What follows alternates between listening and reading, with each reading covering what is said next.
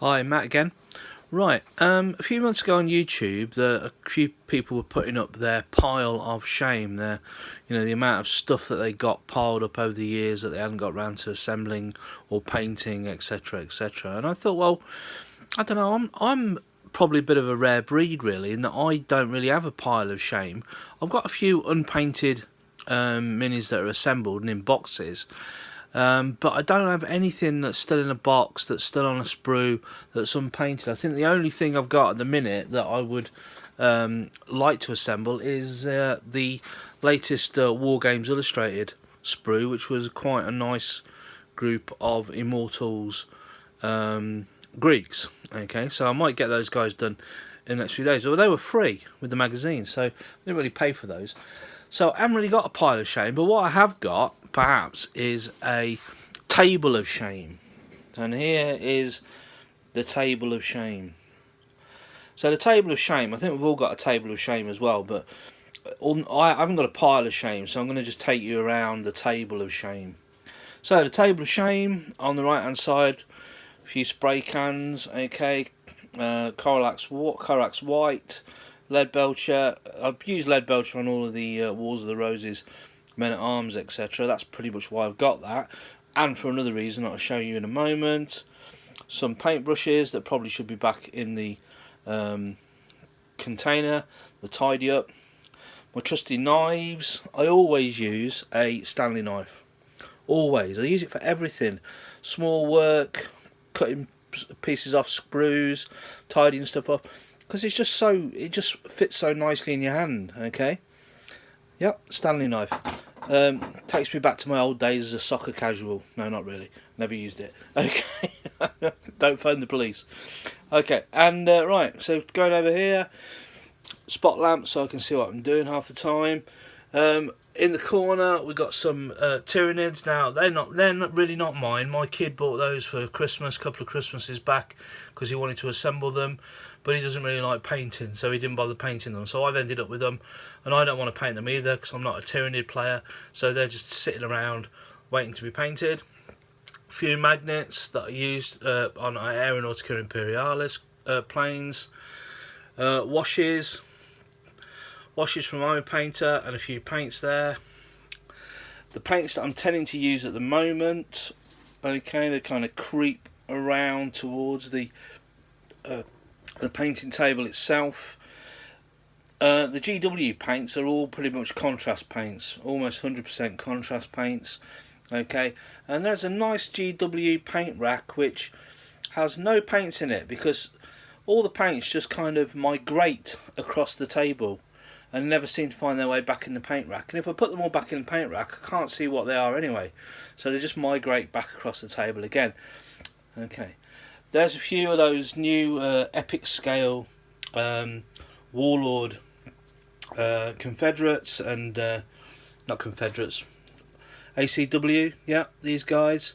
Okay, I still don't know what to do with those. Actually, I don't think I'm going to paint them up. I'm not going to play 15mm ACW ever, so they might never get painted. Okay, probably just go in a box. Might even give them away actually at some point. At the back we've got a bit of scenery from GW. We've got a big pile of bases, lots of different types of bases, generally because what I find is the bases that a lot of stuff comes with, I tend not to use them, and I use my own bases for different things. Okay, at the back there are loads of transfers for different things. There's a a GW Knight at the back, again another project that my son put together but didn't want to paint, so that's ended up in the corner again waiting to be painted. I sprayed him green because I tend to play salamanders for 40k. Okay, and there's the pot with all the brushes in that all the other brushes should be in. Okay, so there's a couple of things lying around that are assembled and unpainted, and one of the main things on the table is these Necrons. Now the Necrons, they brought out a new codex not long before Christmas, a couple of months before Christmas, and 9th edition rules came out, and I bought them. And the reason why is because I do play 40k. Okay, I'll it's my guilty pleasure Okay, and mainly because my local game shop, a lot of people do play it. Okay, and so I bought a load of Necrons, started painting them up, and didn't quite finish them. They're almost finished, but not quite. Okay, and then we went into lockdown, and that was it. And now they've sat there ever since. Okay, so I probably should finish those guys at some point, but it's not looking like we're coming out of lockdown anytime soon. So there you go. So get on with some of the projects. Then we've got a few ECW guys. So we've got the ECW crew for a gun. We've got the crew around a gun. We've got another gun based. And then coming back to the present, really, to the kind of things that I'm doing at the moment. I should really finish off these Wars of the Roses men-at-arms. I've started to base them. These are the last of the Wars of the Roses figures. I've got quite a few. I've got quite a big Lancastrian army, Earl Northumberland's army, and these are the last of the men-at-arms. So these just need flocking, really, the bases. But as always, you know, you start something, don't you, and then it kind of gets pushed back onto the back burner. And then after I started basing and flocking these, I started painting up some of those hobbits from War Games Atlantic, okay, and then I put those on the back burner because then I got hold of the Baron's War rules, the PDF, okay, and then I started doing my my Byzantians, yeah, okay, my Byzantines, which I did a little video on last time. So these guys are nearly finished now as well. So I've almost finished the Byzantines. These are the only ones that are left. There's about 10 left, so I do want to get those done, okay, hopefully as soon as possible. There's not many of those left, so they will get done next week. So they're my current project, apart from the fact that today I broke out the redoubt from Sarissa. Again, I did a little video on that a while ago, and I've actually started to paint that now. And I've also primed and started to assemble and paint my Wars of the Roses cannon. So there's one cannon there, a small one in a pile, okay. None of the flash has been trimmed off them yet, they're not ready. But these guys are now ready to be painted, and hopefully I'll get these done in the next few days. So I think these are my current project, and I'm going to be kind of distracted between the Wars of the Roses cannon and the Byzantines. Okay, so these guys and these guys are what I hope to finish at the moment. I will get it done. Okay, I've got a little bit of time at the minute. I'm actually working all day, even though I'm at home at the minute. I'm actually finding that I'm spending a lot of time working and very little time to do any projects, surprisingly, even in lockdown. Last year during lockdown I managed to do an entire English Civil War army. This year very little in terms of projects, surprisingly. So the redoubt, going back to the redoubt, so this cannon, the Wars of the Roses cannon, is going to eventually end up on this redoubt.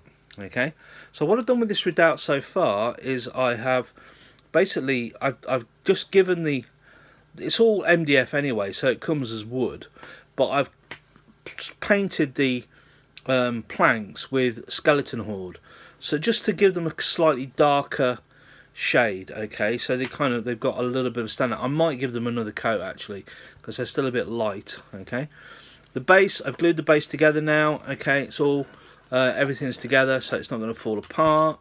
Okay, and I've done the base with Gorgunta fur. Now, don't worry about the brush strokes. The only reason I've done Gorgunta fur on the base is just to make it look like mud, because obviously I'm going to be flocking it all around the outside, and then once I stick these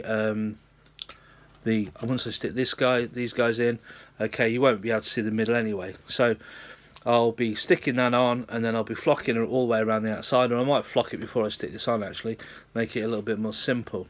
Okay. Now, the one thing that I kind of alluded to last time is the front of the redoubt, which I didn't sort of get. Now, this is what it looks like. It's kind of a paper a paper, what should I call it? I don't know really. What do you call these things? Paper. Oh, I don't know. It's a bit of cardboard. Okay. And basically it just goes around the front of the redoubt. Now, so what I'll do now is I will what you do is you basically bend it. It's really clever, actually. I really like it.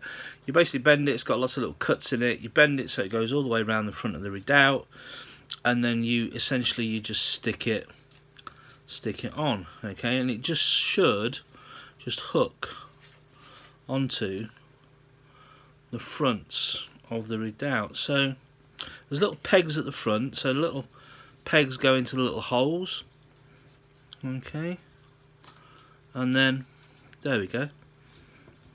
There we go. That's quite neat, actually. Yeah, it just seems to clip on. So, ooh, it's a bit strange, that bit there. Okay. Ooh, okay. It's not going on as exactly as I thought it would do, but yeah, might need a little bit of play with it. Okay, but it should basically sit on the front of the redoubt a little bit like that. That's not perfect, is it? Okay, I think I'm just gonna have to maybe trim the sides a little bit. I'm not sure, because that piece there should go in that peg there should go in that hole, and that should go at the top of there, but this is kind of stopping it a little bit. I think this goes underneath like that. That's it, yeah. I think this goes underneath, and then that goes around. I might have to actually do this off. Ah, there we go. I think I've cracked it. Obviously I need to glue this in place. Yeah, there we go. Need to glue this in place, but essentially that's how it works. That's quite nice. It just clips under. Okay, yeah, there we go. Right, done. Cool. Okay. Yeah, it just clips under the redoubt, and that's it basically. I'll glue it in place, but then what you do, you just simply flop the front, give it a grass, put some static grass on it, okay, and it's going to just look like an earth wall, okay, and then I'll be able to stick the wooden boards in, and then if you just grab the cannon, put the cannon in out the back like that. Okay, right, that's not too bad at all. And then these guys will go around it. I'll decide how they go eventually. Fire. Okay. Sorry. Right, there we go. Right, so that's the next project. That's what we're going to be doing. So I'll get back to you when I've finished this, and hopefully you enjoyed seeing that we've got a bit of a table of shame here with a few projects outstanding on there. Okay, so I'm not perfect, alright, but I don't have a massive pile of stuff that is unassembled, amazingly. And what I might do in the future, I might do what's in the box, where I go through all my different minis boxes. I know that Miller from Miller's Miniatures, he wanted to have a look at the ECW army that I've got, so I might get that out at the weekend and put it all on display. Right, so I will paint these guys up. I'll paint this up and assemble it, and then I will show you the finished result of the Wars of the Roses cannon with the Sarissa redoubt. Thanks for watching.